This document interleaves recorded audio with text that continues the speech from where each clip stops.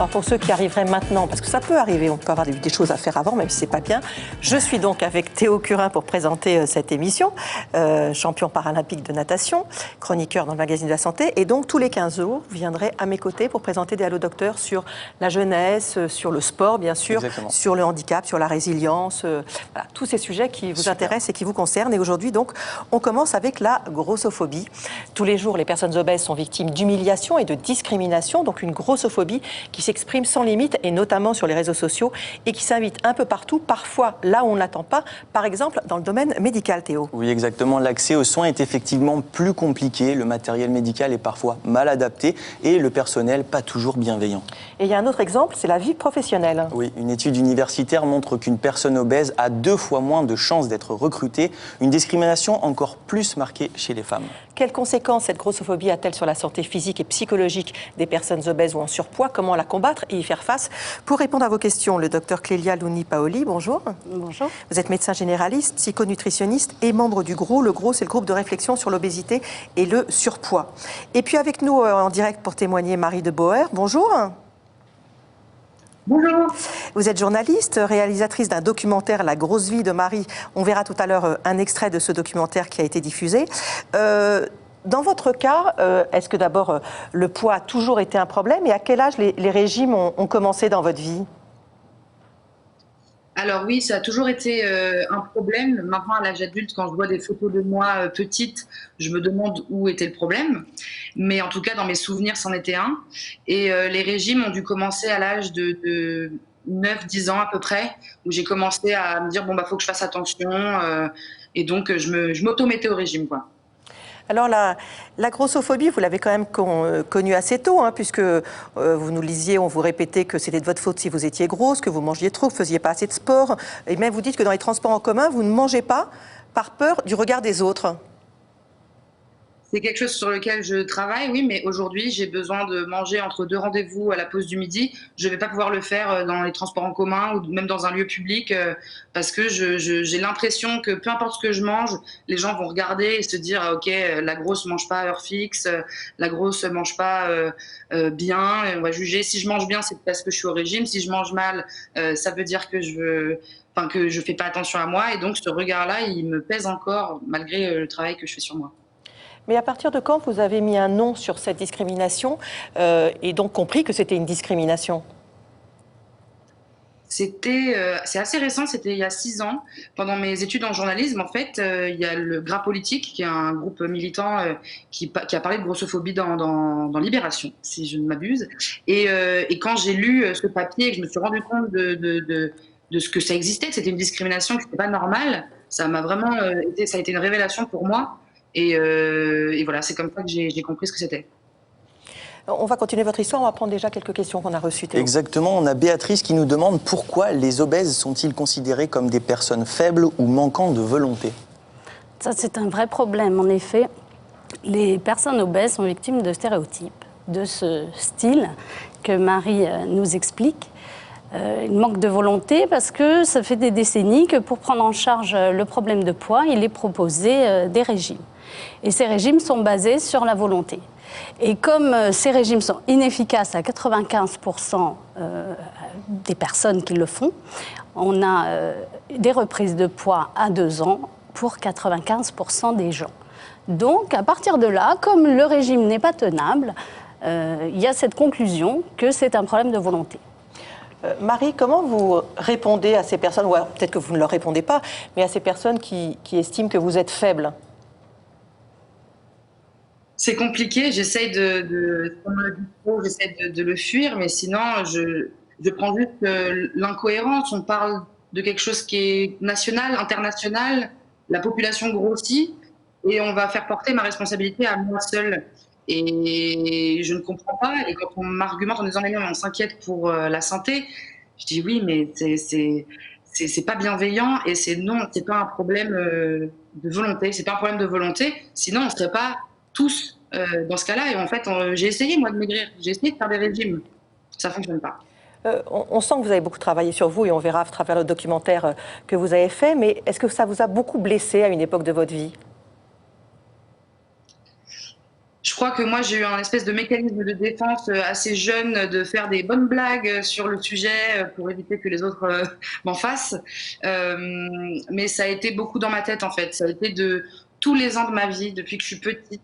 Je me dis, l'année prochaine, je suis mince. La rentrée scolaire de 2014, je suis mince. La rentrée... Et en fait, dans l'esprit d'une petite fille, c'est horrible de se dire ça tous les jours, tous les ans, même si au regard des autres, tout allait bien et j'étais souriante, et je faisais des blagues, et c'est super, quoi. Oui, Et moi j'ai encore une question pour vous, Marie. Est-ce que vous avez vraiment souffert, notamment au niveau de votre scolarité? On sait qu'à l'école, les enfants sont toujours pas hyper tendres entre eux. Est-ce que vous avez... Juste avant qu'elle réponde, ça a été dur pour vous ou pas? Je précise pour ceux qui ne vous voient oui, pas. complètement. C'est vrai. Non, c'est pour ça que je pose cette question, en fait, parce que je sais, pour ma part, qu'il y a eu des fois des petites moqueries, des choses comme ça. J'ai su passer au-dessus de tout ça. Mais certaines personnes n'y arrivent pas tout de suite, mettent parfois un petit peu de temps. Et justement, je me pose cette question. Est-ce que vous, Marie, vous avez réussi à passer au-dessus d'insultes, de moqueries, ou si ça vous a vraiment rendu triste certaines fois? Moi, ça a été, j'ai eu de la chance de justement, mais c'est vraiment un trait de personnalité, d'arriver à détourner ces moqueries, m'intégrer, etc. Mais quand même, parfois, un simple regard, je peux parler, je sais pas, du regard des garçons dans la cour d'école, bah, même si je faisais mon petit, ça me dérangeait pas, bah, en fait, ça m'a quand même blessée. Mais j'ai vraiment eu de la chance de pas être harcelée plus que ça, comparé à vraiment, moi j'ai entendu beaucoup d'histoires en travaillant sur le documentaire. Le harcèlement sur les personnes grosses peut être vraiment très grave à l'école. On nous dit alors qu'ils devraient être bienveillants et attentifs. Les soignants sont grossophobes. Sont-ils incapables de comprendre ce que vivent leurs patients? Avant d'avoir votre expérience, on va regarder un reportage. Exactement, parce que de nombreux patients ont renoncé à se faire soigner car ils accusent une partie du corps médical d'être grossophobe. La faculté de médecine de Lille a donc mis en place un module de formation spécifique pour sensibiliser ses étudiants à cette problématique. Vous voyez ce reportage signé Géraldine Zamanski, Alexandre Moncaillot et Thierry Oden. Gabrielle est devenue obèse à 16 ans après une suite de régimes draconiens prescrits par des médecins. C'était dans le cadre d'une maladie hormonale qui exigeait un suivi complet, l'occasion de découvrir des réactions choquantes du corps médical.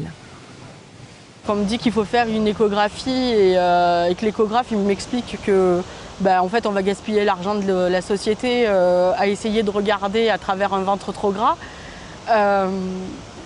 c'est quelque chose qui fait que moi, je me sentais comme une moins que rien et que du coup, j'allais pas aux suites de rendez-vous. C'est comme ça en fait que j'ai déserté le monde médical. Des histoires comme celle de Gabrielle, le professeur Patou, chirurgien de l'obésité, en a entendu beaucoup trop en écoutant ses patients. Certains collègues sont parfois maltraitants, réellement maltraitants, et on sait bien que pour un médecin, des mots peuvent faire beaucoup de mal. Et donc, même si pour le médecin, ils sont anodins, des mots peuvent être perçus comme un jugement lapidaire, extrêmement négatif de la part d'un médecin. Et c'est vrai que le patient face à son médecin est particulièrement vulnérable. Moi, c'est Mathieu, je suis infirmier dans le service du professeur Patou depuis 8 ans. Pour améliorer l'attitude du corps médical envers les personnes obèses, ce service a créé un cursus spécifique. Aujourd'hui, Mathieu et Marjorie, infirmiers et aides-soignantes, forment des étudiants en deuxième année de médecine, en commençant par lutter contre les idées reçues. Qui veut commencer? C'est un peu comme dans toute la population, hein, les préjugés sont présents partout. C'est le patient qui est gros parce qu'il ne fait pas de sport, parce qu'il ne fait pas ça, parce qu'il mange trop. Et en fait, des fois, on se rend compte que il est obèse juste parce qu'il a pris des traitements, ou alors il a eu un traumatisme dans l'enfance et il s'est réfugié dans la nourriture, effectivement. Mais nous, on essaye d'enlever tous ces préjugés pour arriver à un comportement idéal. Alors on passe par la tête comme un gilet pare-balles. Malgré la ressemblance, ce gilet ne protège d'aucune balle. Il pèse 40 kg pour créer un simulateur d'obésité. Il est complété par un short de 20 kg et une combinaison en mousse. Un ensemble testé par Pierre et Romane. Ils se mettent dans la peau d'un couple qui vient consulter à l'hôpital un mauvais jour. Merci. Donc je suis désolé, mais l'ascenseur est en panne. On va devoir prendre les escaliers. Allez. J'arrive, chérie. Faut que je réfléchisse à plein de trucs. Est-ce qu'il y a une rambarde? Comment est-ce que j'attrape la rambarde? Comment est-ce que si la personne à côté de moi, le brancardier, Et si je peux m'appuyer sur lui, enfin disons, ça demande beaucoup de réflexion pour monter les escaliers, quoi. Ouais, la respiration est beaucoup plus difficile. J'ai l'impression d'être essoufflé sans avoir fait de... J'ai l'impression d'avoir fait un marathon ou un effort physique énorme. Une expérience intense qui devrait changer le regard de ces étudiants sur la vie des vrais patients. J'enlève tout, vraiment? Je suis obligée? Oui. En fait, on se rend compte que eux, c'est super compliqué pour eux de faire ça, de s'habiller, de lever une jambe, c'est compliqué, quoi. C'est un handicap et on s'en rend pas compte parce qu'on n'en parle pas forcément comme un handicap. Vous voulez un peu d'aide? Je veux bien un petit peu d'aide pour... Oui. Merci bien, c'est gentil. Voilà, alors bougez plus. Accompagner sans brusquer, ne plus juger, grâce aux différents scénarios de la journée, ces étudiants devraient mieux comprendre ce que représente l'obésité. Ils échapperont ainsi à la grossophobie encore trop présente dans le corps médical. Marie, j'ai une question pour vous. Et vous, avez-vous déjà fait face à des problèmes de grossophobie médicale? Oui, tout à fait. C'est une des premières grossophobies que j'ai vécues. Déjà, le passage sur la balance obligatoire, peu importe le rendez-vous, et pareil, je sais que le chiffre va être plus haut que la moyenne et que pour la santé, ça va se voir. Moi, c'était très angoissant et ça a fait que j'ai pas consulté pendant très très longtemps. J'ai d'ailleurs découvert un peu la thyroïde sur le tard parce que je voulais pas les voir. Si j'étais très très très malade, ok, j'allais voir le médecin. Mais oui, la grossophobie médicale, je connais bien. Je le disais, docteur Louni Paoli, vous êtes membre du GROS, le groupe de réflexion sur l'obésité et le surpoids. C'est quelque chose sur lequel vous travaillez, ça, parce que c'est quand même totalement aberrant. Tout à fait, c'est aberrant. L'obésité, c'est une maladie chronique et actuellement, elle n'est pas considérée comme telle. C'est une maladie chronique et comme toutes les maladies chroniques, une fois qu'elle est constituée, une fois qu'elle est installée, elle est irréversible. Donc, que les médecins demande aux patients de perdre du poids, c'est quelque chose qu'on voit souvent dans les comptes rendus. Je demande aux patients de perdre du poids, tant de kilos. Ça n'est pas toujours possible. Il y a des personnes qui n'ont plus la capacité à perdre du poids. C'est une maladie complexe. Et c'est vrai que les médecins, quand ils gèrent les maladies chroniques, nous avons l'habitude de faire entrer des chiffres dans les normes. Quand c'est pour l'hypertension, on a des cibles précises. Quand c'est pour le diabète, on a une surveillance biologique. Et quand on voit des problèmes de poids, ils ont un peu le même raisonnement. Il faudrait rentrer dans un certain IMC. Et ça, c'est dommage. L'indice de masse corporelle. Une autre question. Oui, on nous demande, je compense mon mal-être par la nourriture. Je suis blessée au quotidien à cause du regard des autres, surtout celui des autres femmes. Est-ce que vous avez quelque chose à dire là-dessus ? Oui, alors les femmes sont quand même beaucoup plus concernées par ça. Dès qu'un homme prend du poids, il est un peu bedonnant, ça lui donne un certain confort, une certaine assurance. Quand c'est les femmes, c'est beaucoup plus mal vu. C'est presque un combat féministe, oui, d'accepter les différences entre les femmes. Je pense qu'il y a un gros travail à faire au niveau des enfants et des ados. Une fois que les premières rondeurs arrivent, comment on les considère. Et vous, Marie, qu'est-ce que vous en pensez de ça ? Je pense pareil sur le fait que c'est un combat qui est aussi féministe, le combat contre la grossophobie et le regard des autres, ce poids du regard des autres. Juste souhaiter à cette personne bon courage. Ça prend du temps, mais on y arrive. Et le mal-être par la nourriture, les troubles du comportement alimentaire, tout ça, c'est un combat long. Marie, le regard des hommes et celui des femmes est le même sur vous ou pas ? Non, pas du tout. Je pense que le regard des femmes, c'est souvent un regard de comparaison. Parfois, de se dire j'espère que j'arriverai pas à ce stade, moi, ce qui est très agréable à vivre.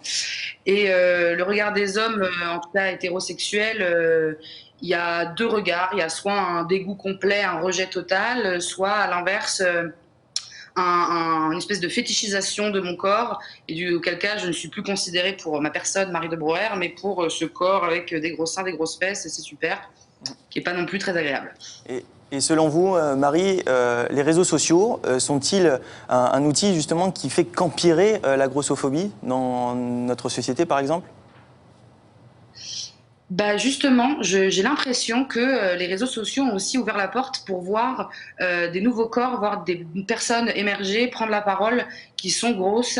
Et c'est pour moi ça m'a beaucoup aidé. C'est-à-dire que oui, il y a encore la place pour les haters, il y a encore la place pour la haine, mais en tout cas, il y a aussi la place pour des gens de tous les jours, des personnes qui peuvent parler de la grossophobie, et ça c'est plutôt positif. Justement, pour en parler, vous avez réalisé un documentaire. Hein. D'ailleurs, vous avez eu des remarques sur les réseaux sociaux qui ont été bien dures. Hein. Mais on va regarder un extrait de ce documentaire où on voit interpeller vos amis sur le regard qu'ils portent sur les personnes obèses. On regarde et on en reparle juste après. Okay. Bon app. Bon app. Bon app. Il y a un truc, je trouve, dans notre quatuor. Voilà, on se connaît depuis qu'on est toute petite et tout. Est-ce que vous avez peur de devenir grosse? Et pourquoi? J'avoue que si je devenais grosse, je pense que ça me ferait chier. Je sais pas comment je réagirais au fait de plus être dans la norme. Je vois venir ma mère qui va me dire « Mais Daria, quand t'étais adolescente, t'étais très bien, qu'est-ce qui te prend et tout ?» Et ça, j'ai la flemme de le vivre en fait. En vrai, pour moi, je finirais grosse quoi. Pourquoi? Parce que je l'ai déjà vécu, tu vois. Parce que quand tout d'un coup j'avais pris beaucoup de poids et que je sais qu'il y a des moments où vraiment je me sens pas bien, quoi. J'ai plus d'énergie, je rentre plus du tout, quand je commence à plus rentrer dans mes vêtements, mais vraiment je suis vraiment triste, quoi. Est-ce que tu t'es déjà comparé à moi, où tu t'es dit des trucs un peu genre ok, faut que jamais que je sois comme Marie, ou tu vois, des trucs comme ça? Mais rien que mes bourrelets, je les supporte pas, alors s'il y en avait encore plus, tu vois, je serais pas bien. Donc oui, je me suis déjà dit ça. Mais par contre, je me suis déjà dit, j'aimerais bien être comme Marie, dans l'acceptation de mon corps. Mais par contre, sur ta façon de l'aborder et de le vivre au quotidien, t'es un modèle. Tu vois ce que je veux dire ou pas? Non mais c'est vrai. Marie, je le disais, hein, ce documentaire a fait que vous avez été très présente sur les réseaux sociaux et le harcèlement aussi. Hein. Ouais, les commentaires sur toutes les interviews sont affligeants. J'évite de les lire. Moi, j'évite vraiment tout ça. Mais le documentaire était passionnant. Exactement. Et j'ai une question pour vous. Comment faire comprendre aux autres qu'on n'est pas forcément gros parce qu'on ne sait pas contrôler son appétit? Oui, alors c'est vrai que l'obésité, c'est une maladie complexe. Il y a des déterminants génétiques. On sait aujourd'hui que 70% des personnes obèses ont déjà un parent qui souffre d'obésité. Effectivement, il y a des causes nutritionnelles, c'est vrai. La malbouffe est incriminée. Les perturbateurs endocriniens, peut-être le temps sur les écrans, la sédentarité. Il y a énormément de causes, des causes sociales, sociétales. Les gens les plus pauvres sont les plus en difficulté vis-à-vis de ça. Donc c'est vrai que résumer ça à un problème d'alimentation, c'est très léger. Hein. Et j'ai oublié les causes psychologiques qui sont très importantes. Il y a des personnes qui ont souffert dans leur enfance de maltraitance, d'abus sexuels. Il y a eu des choses très lourdes dans l'histoire des patients obèses et des personnes qui ont des troubles du comportement alimentaire. Un témoignage, quand on est obèse comme moi, s'habiller est une torture. Je ne trouve jamais ma taille, le regard des vendeuses m'est insupportable. On va parler d'une solution. Exactement, à cause de cette grossophobie généralisée, de nombreuses personnes ont perdu confiance en elles. Pour les aider à se sentir bien dans leur corps, Gaëlle Prudencio a créé une marque de vêtements grande taille et invite les femmes à ne plus cacher leur forme. Victoire Panouillet, Marc Lavastro et Isabelle Gastebois ont assisté à l'une des ventes privées de l'influenceuse. Regardez. Alors ici, nous sommes dans mon dressing bureau qui voilà, fait aussi office de showroom de ma marque. C'est là qu'il y a tous les prototypes, les archives de toutes mes collections sur lesquelles je travaille en ce moment et aussi les pièces qu'on va prochainement prendre en photo pour le site internet. S'accepter comme on est et se détacher du regard des autres, c'est ce que prône Gaëlle Prudencio sur son blog depuis 15 ans. Agacée de ne pas trouver de belles tenues à sa taille, elle décide de créer sa propre marque de vêtements en 2017. Le but pour moi, quand on s'habille, c'est de pouvoir s'exprimer. Et j'aime bien dire que j'habille les formes sans pour autant les cacher, en fait. Je sais exactement ce que c'est que d'être une personne grosse et de ne pas trouver ses vêtements, de ne pas trouver de jolis vêtements bien coupés à sa taille. Je sais exactement ce que c'est d'arriver dans un magasin et qu'on ne sache pas me conseiller ou qu'on m'impose de porter des couleurs sombres ou absolument des vêtements larges. Voilà, je sais tout ça. Donc, pourquoi ne pas le faire moi-même? Cet après-midi, pour fêter la sortie de sa nouvelle collection, Gaëlle reçoit ses meilleures clientes pour une vente privée. C'est vrai qu'on a beaucoup de mal à trouver des vêtements adaptés à notre taille. Et c'est vrai que la marque de Gaëlle Prudencio, elle permet justement à nous, les personnes grosses, fortes, de pouvoir porter des vêtements qui nous vont, qui nous plaisent. Les vêtements qui sont pas assez adaptés, on a la peau qui frotte parfois, ça c'est des problèmes que nous on rencontre souvent. Quand on est sûr de la pièce qu'on porte, ça nous donne un boost de confiance en soi et la confiance en soi ça se dégage aussi de la personne en fait.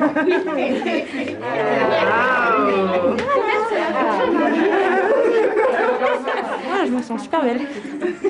Je me sens comme une princesse. Alors adolescente, j'avais pas du tout le même état d'esprit. On se remet beaucoup en question. Et aujourd'hui, je refuse que ma différence me bloque dans ce que j'ai envie de faire. Donc il faut vraiment s'aimer comme on est et voilà. Se retrouver dans un événement comme ça, où c'est ok pour faire du shopping, mais c'est aussi pour se rencontrer, c'est aussi sortir de l'isolement pour certaines personnes, parce que quand on est une personne grosse, on est parfois isolé. C'est aussi sortir de sa zone de confort et voir d'autres femmes qui sont bien dans leur peau et qui ont envie de le dire au monde en fait. Marie, est-ce que ça a été un problème pour vous justement les vêtements, ou est-ce que c'est encore un problème pour vous aujourd'hui? Ouais, les vêtements, c'est aussi un sujet. Petite déjà, fallait que j'aille au rayon adulte quand j'étais enfant, donc c'était un peu compliqué. Et aujourd'hui, moi, je suis obligée de commander sur Internet. J'achète principalement de la fast fashion, donc qui sont pas forcément de la bonne qualité, qui sont pas fabriquées dans de bonnes conditions. Donc, et encore, moi, j'ai de la chance, je fais 48-50, mais dès qu'on dépasse 54, 56, j'ai des amis, ils peuvent pas s'habiller du tout, ou alors faut faire du sur-mesure, quoi. D'accord.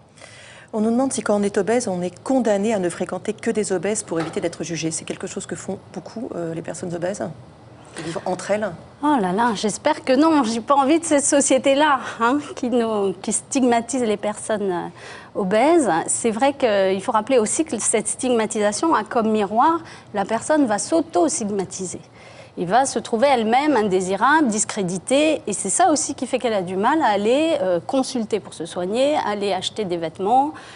C'est bien les vêtements sur Internet, mais ça aussi, c'est dommage qu'elle ne puisse pas aller dans une cabine d'essayage, essayer 10 robes différentes.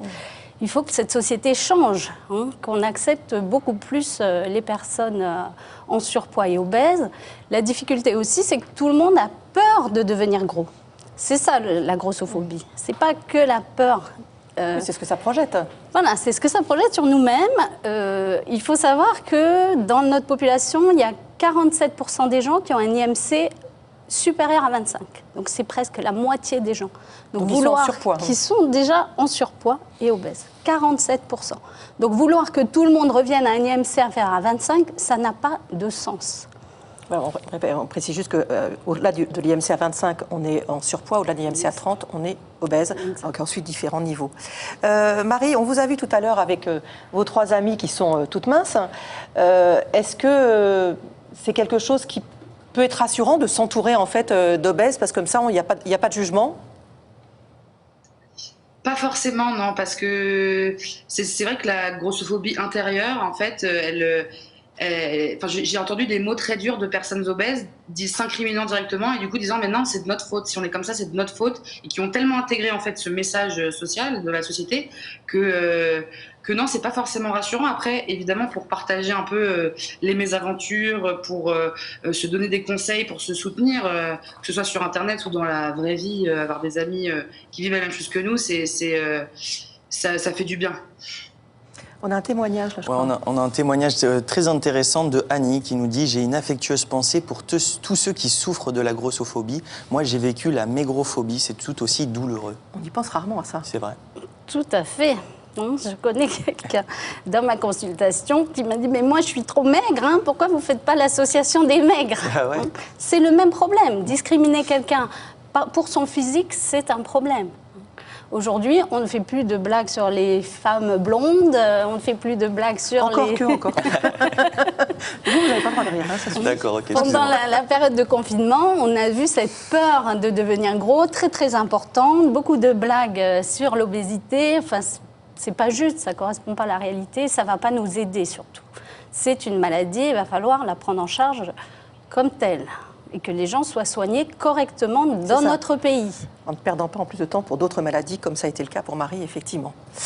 Merci beaucoup d'avoir été là. Merci. Marie, merci infiniment pour votre témoignage et votre documentaire qui est effectivement de grande qualité. Théo, un petit appel à témoins. Exactement, vous avez été récemment